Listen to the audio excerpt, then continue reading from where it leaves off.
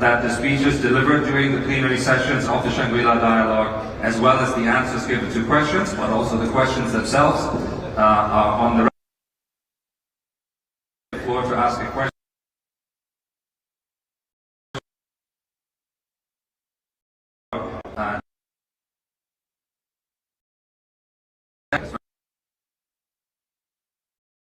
On the right-hand side of the microphone set, and second, you need to press the button to turn your microphone.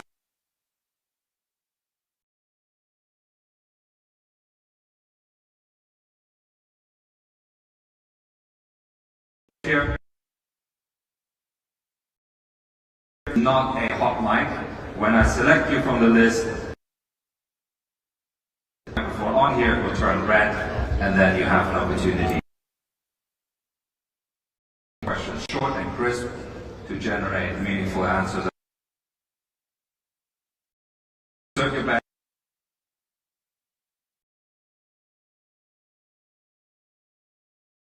of defense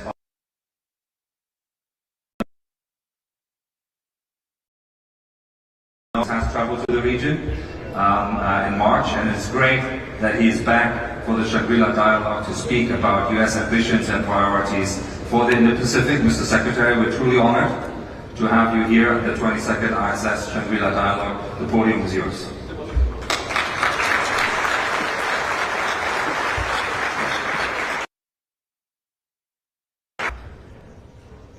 Well, good morning.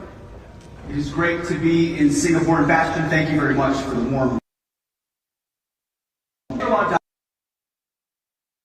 defense leaders from across the Indo-Pacific and the world. And I want to thank IISS for hosting us this morning. As was mentioned, I'm certainly proud to be back in the Indo-Pacific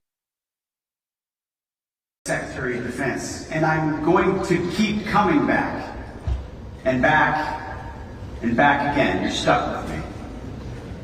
But it's not just me. America is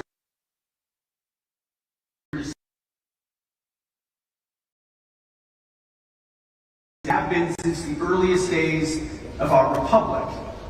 We will continue to be an Indo-Pacific for generations to come. And under President Trump's leadership, the United States is committed to achieving peace through strength. That starts with deterring aggression around the world and here in the Indo-Pacific, here in our priority theater, here with you and our partners. The United States stands ready to work with any country that is willing to step up and preserve the global and regional peace that we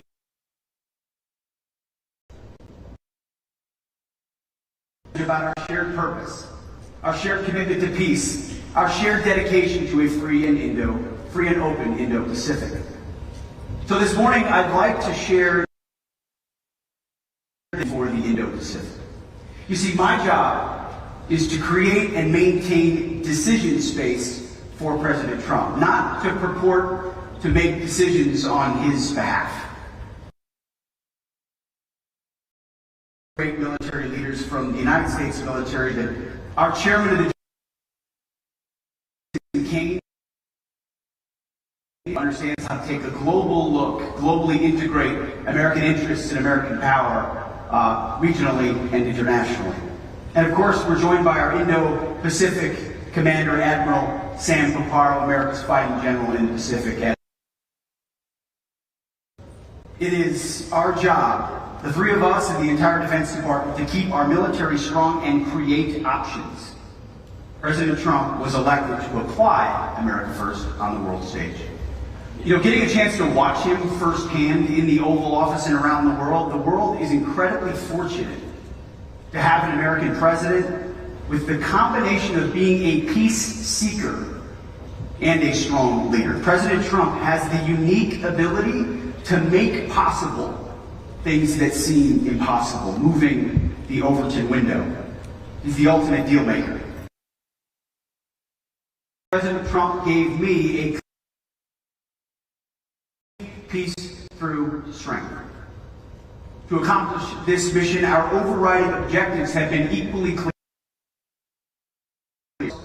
Rebuild our military and reestablish deterrence. And it starts with a warrior ethos. All of us in this profession of arms understand that humans are far more important than hardware. So we're focused on lethality, meritocracy, accountability, standards, readiness, and warfighting. We respect human nature, hard training, and the lessons of history.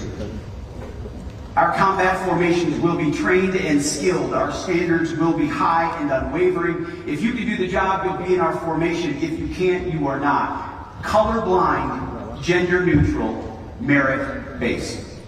It's as simple as that. That is restoring the warrior ethos, and our troops in America are responding to it. Morale, recruiting, retention, readiness, training capabilities, all rapidly increasing thanks to President Trump's back-to-basics approach. Our second priority is rebuilding the military. We're equipping American warfighters with the most advanced capabilities so that we remain the strongest and most lethal fighting force in the world. President Trump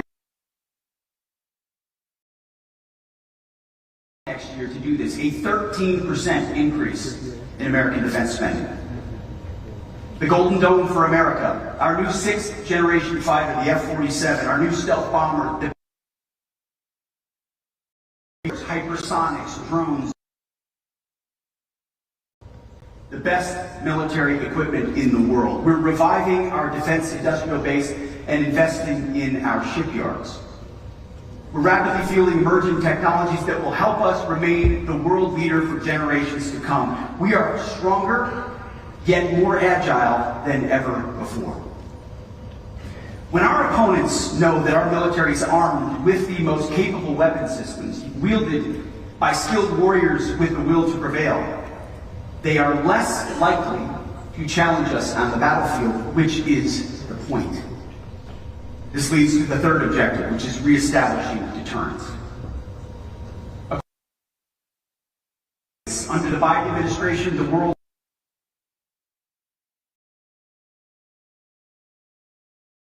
of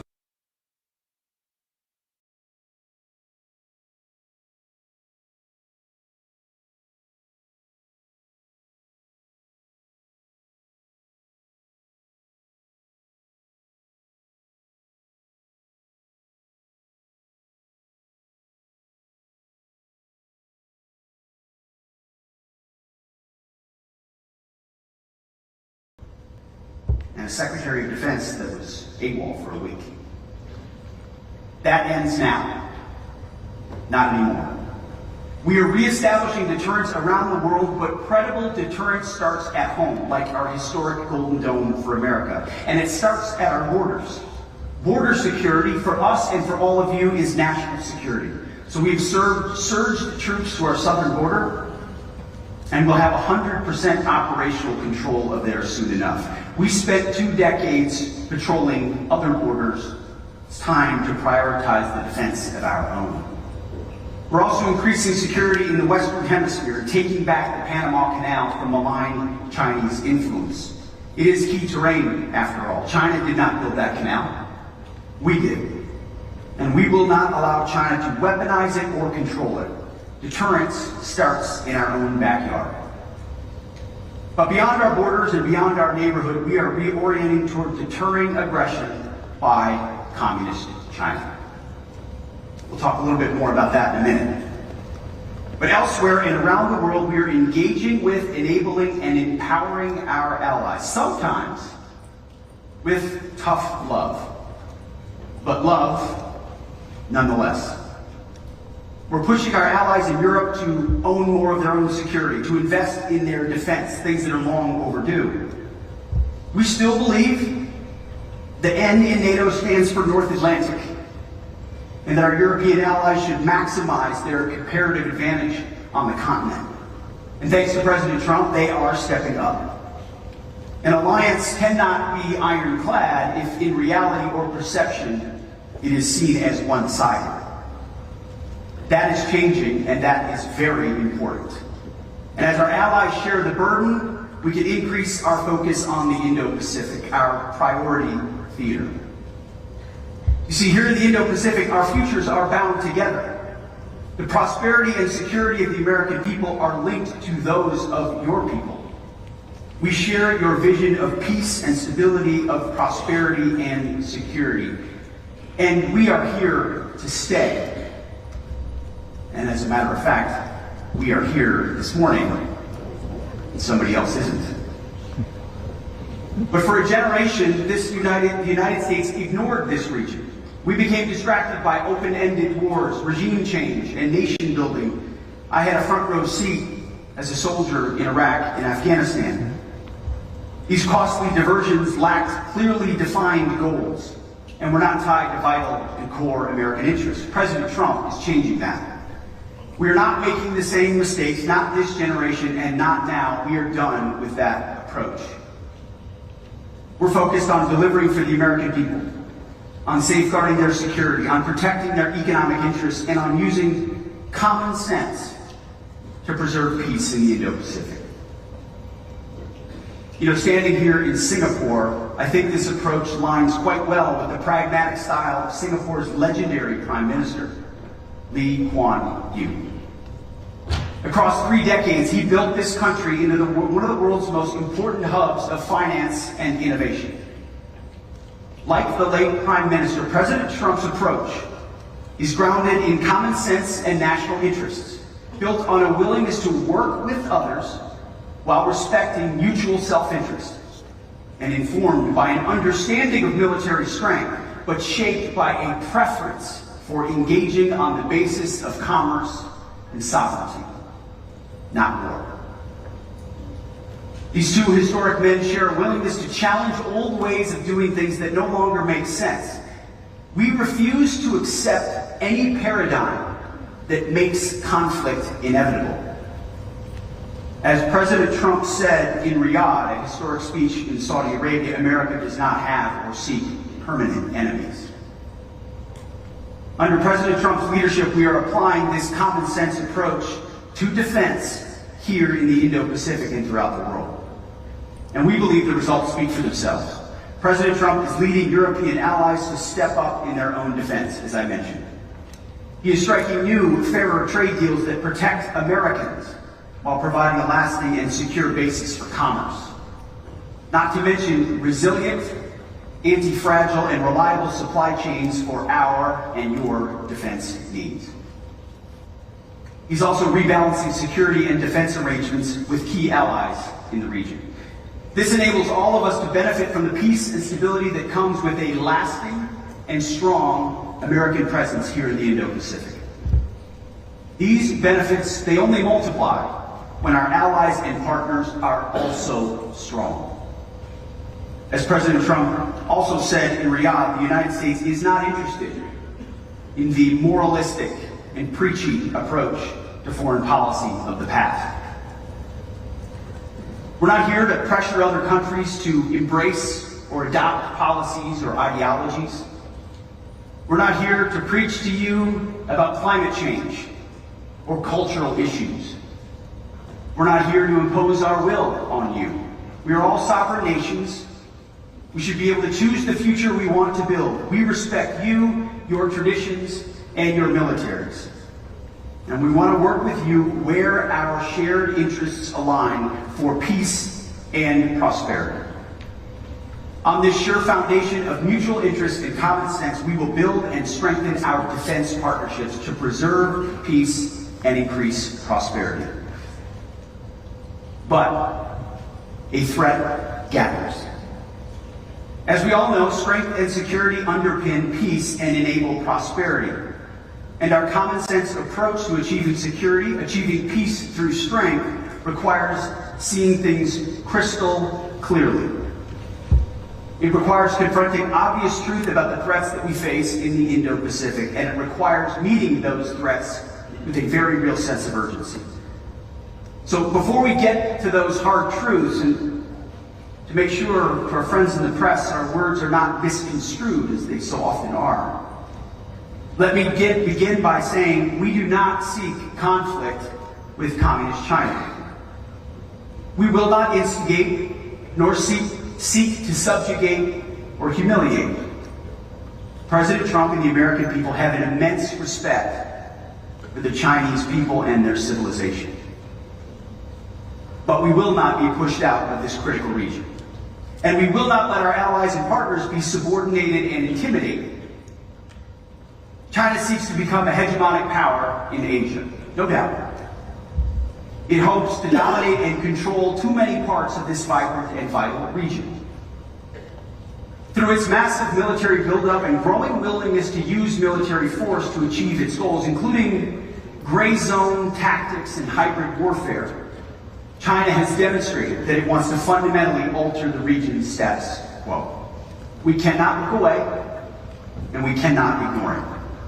China's behavior toward its neighbors and the world is a wake-up call, and an urgent one. China uses its vast and sophisticated cyber capabilities to steal technology and attack critical infrastructure in your countries and in the United States as well. These actions not only compromise our countries, but endanger the lives of our citizens. In the South China Sea, China harasses its neighbors, many of which are here in the room today. China seeks to intimidate you in your own waters. We've all seen the videos and pictures of water cannons and ship-to-ship collisions and illegal boardings at sea. We're also seeing the illegal seizing and militarizing of lands in the South China Sea. These actions reveal a lack of respect for neighbors, and they challenge sovereignty, freedom of navigation, and overflight. We are watching very closely China's destabilizing actions. And any unilateral attempt to change the status quo in the South China Sea and the first island chain by force or coercion is unacceptable. Every day, you see it. China's military harasses Taiwan. These activities have been paired with China's rapid military modernization and buildup, including huge investments in nuclear weapons, hypersonics, and amphibious assault capabilities. It has to be clear to all that Beijing is credibly preparing to potentially use military force to alter the balance of power in the Indo-Pacific. We know, it's public, that Xi has ordered his military to be capable of invading Taiwan by 2027. The PLA is building the military needed to do it, training for it every day, and rehearsing for the real deal. Admiral Paparo has spoken very clearly about this on multiple occasions.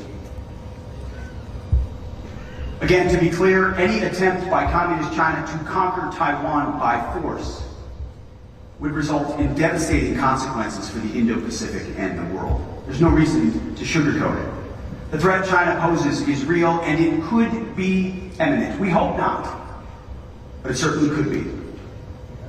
Facing these threats, we know that many countries are tempted by the idea of seeking both economic cooperation with China and defense cooperation with the United States.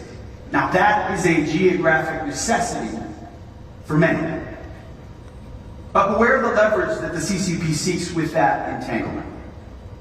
Economic dependence on China only deepens their malign influence and complicates our defense decision space during times of tension. Nobody knows what China will ultimately do, but they are preparing. And therefore, we must be ready as well. Urgency and vigilance is our only option at the Department of Defense with our allies. Because the United States, especially under President Trump, does not seek war. We do not seek to dominate or strangle China, to encircle or provoke. We do not seek regime change, nor will we instigate or disrespect a proud and historic culture. We will be ready, but we will not be reckless. Instead, we seek peace. But we must ensure that China cannot dominate us or our allies and partners. Maintaining the status quo requires strength. That's just a rational, common sense goal that we should all be able to live with. President Trump has also said that Communist China will not invade Taiwan on his watch. So our goal is to prevent war, to make the cost too high, and peace the only option. And we will do this with a strong shield of deterrence forged together with you, America's great allies and defense partners. Together we will show what it means to execute peace through strength. In many ways, seen and unseen, overt and covert. But if deterrence fails, and if called upon by my Commander-in-Chief, we are prepared to do what the Department of Defense does best, to fight and win decisively. And as I've said many times before, and it's important for this room to hear today and all the world, America first certainly does not mean America alone. Especially alongside so many of our allies, model allies like Poland, Israel, and the Gulf states, the Baltic states. And it does not mean ignoring the world. As you have all seen, President Trump is committed to a lasting, durable peace in Ukraine. And with an unwavering commitment to ensure Iran never has nuclear weapons, he seeks a strong and verifiable negotiated deal. The other option is regional war, or worse. As we shift our focus to this region, and as Europe steps up and takes greater ownership for its own security, President Trump and I will be counting on you, on this room, our allies and partners, to be force multipliers for peace alongside the United States. We ask, and indeed we insist, that our allies and partners do their part on defense. Sometimes that means having uncomfortable and tough conversations. Partners owe it to each other to be honest and to be realistic, as many of you have been with me in the past few days, and I with you. This is the essence of a pragmatic, common-sense defense policy. But you will also see that we are and will remain loyal to our allies and partners. The military-to-military relationship between many of our countries goes back decades, and in some cases, centuries. In fact, the only way to ensure lasting alliances and partnerships is to make sure that each side does its part and sees the benefit. We will stand with you and work alongside you to deter Chinese aggression. Each day, together, creating more and more dilemmas and complications should China want to act. Should they decide to overturn the status quo. More dilemmas, more complications, more questions, more concerns, more variables. More reasons to say it's not worth it. No one should doubt America's commitment to our Indo-Pacific allies and partners. We will continue to wrap our arms around our friends and find new ways to work together. Not only our treaty allies here, but also our key defense partners in ASEAN and across the Indo-Pacific. For example, look no further than to our growing defense relationship with India, where we pass new milestones by the day, from shared ventures of our defense industries to the increased operational coordination and interoperability between our two militaries. I urge all of our allies and partners to seize this moment with us. Our defense spending must reflect the dangers and threats that we face today. Because deterrence doesn't come on the cheap. Just ask the American taxpayer. Time is of the essence. We must step up and move out with urgency. And it's hard to believe a little bit, after some trips to Europe, that I'm saying this, but thanks to President Trump, Asian allies should look to countries in Europe as a newfound example. NATO members are pledging to spend 5% of their GDP on defense, even Germany. So it doesn't make sense for countries in Europe to do that while key allies in Asia spend less on defense in the face of an even more formidable threat, not to mention North Korea. Ultimately, a strong, resolute, and capable network of allies and partners is our key strategic advantage. China envies what we have together, and it sees what we can collectively bring to bear on defense.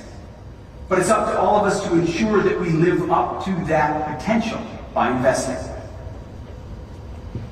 U.S. allies in the Indo-Pacific can and should quickly upgrade their own defenses. President Trump said it himself last month in Riyadh and will never hesitate to wield American power swiftly and decisively if necessary. That is reestablishing deterrence.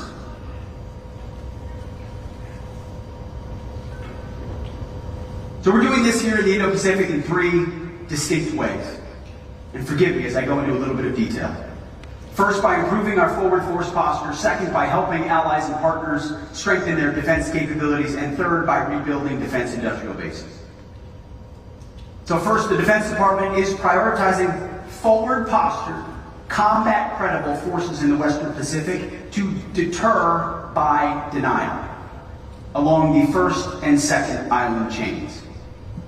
In my first trip to the Indo-Pacific in March, I traveled to the Philippines to meet with President Marcos and Secretary of National Defense Teodoro. While there, we announced our commitment to deploy more advanced U.S. military capabilities to the Philippines. We announced the inaugural overseas deployment of Nemesis, a U.S. Marine Corps mobile anti-ship missile system to the Philippines.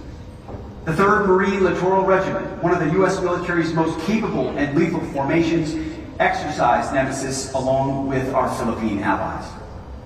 Together, we deployed the system to the Batanes Islands on the Luzon Strait between the Philippines and Taiwan. This enhanced our interoperability and improved our readiness on cutting-edge platforms, where we need them and when we need them. We also announced that the U.S. Special Operations Forces and Philippine Marines are training together on complex landing scenarios in the Batanes Islands. This demonstrates that our forces can conduct high-end operations in the most challenging of environments. I also had a chance to visit Tokyo and meet with Prime Minister Ishiba and Defense Minister Nakatani. We announced that we're upgrading U.S. Forces Japan headquarters. This is about warfighting and deterrence, as well as common sense. Upgrading USFJ demonstrates the significant work of the U.S.-Japan alliance as it evolves to emerging threats. It also reflects the progress the alliance has made toward improving interoperability and strengthening Japan's capabilities. And this summer, the U.S. Army has plans to conduct its first ever live-fire test of its mid-range capability system in Australia. This will be the first time that system is fired west of the international date line. The first time it's been tested on foreign soil. Deployments like this represent a commitment to the region, and there are many more planned. On the home front, the Golden Dome for America will protect the U.S. homeland against a catastrophic missile attack by adversaries. We will strengthen missile defenses for the U.S. homeland as we look for ways to improve regional missile defenses right here in the Indo-Pacific. We're also using regional integrated air and missile defense, and we're deploying several key missile defense technologies and data sharing partnerships with Japan and Australia, leveraging America's best-in-class technologies to strengthen regional air and missile defense architectures. Second, we're supporting allies and partners as they strengthen their own defense capabilities and capacity. We want to empower you as partners, not dependents, to work more capably with the United States. We're working to rapidly deliver the kinds of off-the-shelf, innovative, autonomous systems for which the American defense industry is renowned. It's why the department partnered with U.S. industry to launch the Maritime Security Consortium. This consortium will build and sustain maritime domain awareness to deliver real operational effects by employing unmanned aircrafts and vessels. These capabilities, delivered quickly and at a lower cost, give a cutting-edge advantage to the hands of warfighters and our defense partners in Southeast Asia. A critical part of working with our partners is increasing interoperability, learning how to sail, fly, and fight as one. This year's Balikatan exercise in the Philippines was the largest ever. In the South China Sea, we continue to conduct regular maritime activities alongside Australia, Japan, and the Philippines. We're also expanding our security partnership with India through robust military exercises like Tiger Triumph. And we're also amplifying cooperation within the Quad and other multilateral frameworks. Within the Quad, we're also leading an initiative called the Indo-Pacific Logistics Network, enabling Quad partners to leverage shared logistics capabilities in the Indo-Pacific. You know, they say rookies talk strategy, pros talk logistics. And we're grateful for the opportunity to train with all our allies in the region in other exercises like Talisman Sabre with Australia and Cobra Gold in Thailand. These exercises enhance our lethality while improving our readiness to respond at a moment's notice. And that was certainly put into practice last March with the Thai military in response to the earthquake there. Flying and sailing and operating together in peacetime ensures we are prepared for the unexpected. And third, we are revitalizing our defense industrial bases and reallocating resources toward the most lethal and effective capabilities. We're doing this because the success of the warfighters requires it. It's one thing for an adversary to see multinational forces operating together in exercises. It's another thing entirely for that same country to see an integrated defense industrial base supporting those forces and standing ready to keep them in the fight. That's why we are pleased to endorse the Partnership for Indo-Pacific Industrial Resilience, also known as PIPER, a U.S.-initiated multilateral forum of 14 allies and partners working with industry, capital providers, and key non-governmental stakeholders to strengthen industrial resilience, expand our capacity, and accelerate deliveries. So today I'm proud to announce the first PIPER project. The first project plans to establish repair capability and capacity for P-8 radar systems in Australia. It'll also enable Indo-Pacific allies and partners operating the aircraft, including New Zealand and the Republic of Korea, to repair aircraft within the region rather than relying on single repair sources in the continental United States. The second is a project that will develop standards for small unmanned aerial systems across the Indo-Pacific, identifying secure sources of production for their critical components and increasing global supply chain resilience for these essential systems. Similarly, we are working through our regional sustainment framework to do things like expand existing contracts for U.S. Army watercraft repair. The goal of this initiative is to bring in more providers and expand existing repair capability more broadly across the Indo-Pacific. We'll also use our allies' world-class ship repair capabilities to enhance the U.S. Navy's operational effectiveness to save taxpayers money. These moves will strengthen regional resiliency by increasing access to repair capabilities in theater and reducing dependency on faraway supply chains. We're deepening our cooperation with Australia's guided weapons and explosive ordnance enterprise with historic momentum and purpose. This work secures our technological edge and makes our munitions supply chains resilient. In the last 2 months, we've reached an agreement for Australia to produce 155mm ammunition and to assemble guided multiple launch rocket systems, or GIMLRs. These steps enhance our readiness and facilitate upgrades to our collective defense industrial base. And we're working with India to co-produce equipment needed to deter aggression. And this includes negotiating an agreement to bring our industrial bases ever closer. Last month, we held our first ever U.S.-India industry government experts exchange to produce and field state-of-the-art autonomous systems as part of the U.S.-India Autonomous Systems Industry Alliance. So across the board, the United States, our allies, and our partners have made great progress in these and many other areas towards achieving peace through strength, but we have to move quickly, and we have no time to waste. So as I conclude, it is with sage leadership and strategic vision and a sense of urgency that Lee Kuan Yew turned Singapore into one of the world's great success stories. Many call it the Singapore miracle. That's what common sense policies can achieve. And that's precisely what President Trump's vision is all about. President Trump is a leader of peace, a man of peace, a force for peace. And together we will achieve that peace through strength, reestablishing deterrence, sharing our burdens, multiplying our strengths, reinforcing our great alliances, respecting our cultures, not starting wars but preventing them, and building a better future for our nations, for our mutual benefit. During my last visit to the Indo-Pacific, I watched oil seep out from the wreckage of the USS Arizona at Pearl Harbor. I saw the rows of crosses marking the graves of over 17,000 American soldiers at the Manila American Cemetery in the Philippines, and had a chance to walk the black sandy beaches of Iwo Jima.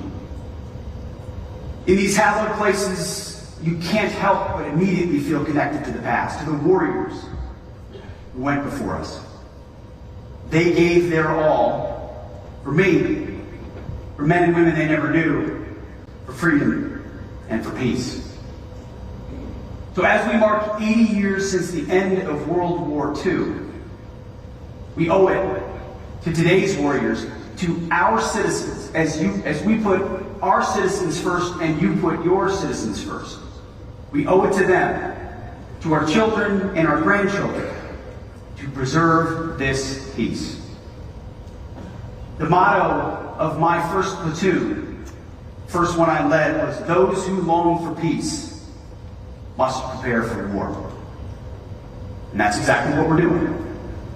We are preparing for war in order to deter war, to achieve peace through strength. And we look out in this room and we look to you, to our allies and to our partners, to join us in this important work. Our time is now. The threats we face will not wait, and nor can we. Thank you, and Godspeed.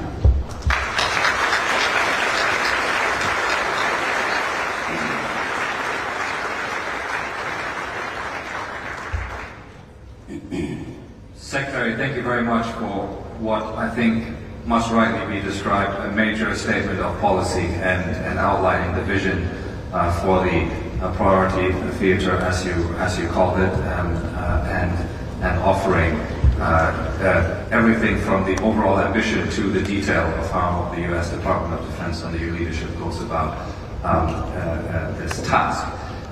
We have about 20 minutes now to discuss this further. We have already a long list of people seeking the floor. We won't get to everyone, I can already see that, because we're approaching 30 people wanting to ask a question. But we'll take a few.